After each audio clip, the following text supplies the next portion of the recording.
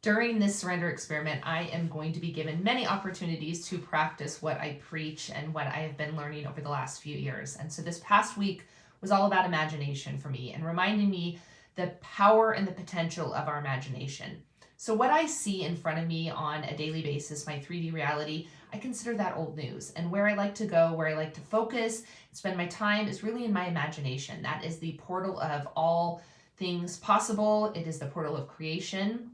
So this past week, my husband shares with me a situation, and the old version of Michelle might have been upset by it, worried what the outcome could mean for us. What do I need to do? How do I need to, grind and hustle to make the outcome that we desire happen? But instead I said, nope, no problem. I've got this. And I went into my imagination and I visualized what I wanted to have happen for us.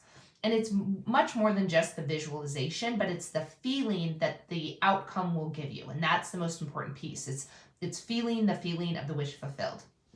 So I spent my time in my imagination a couple of times a day. And then by the weekend, my husband shares with me that, everything's been resolved. And it was funny because it was almost like, I had forgotten that I'd been visualizing that. But it was also that feeling of, well, of course, I knew it. I expected it. I had been seeing this in my imagination. So it made logical sense that that's what would happen.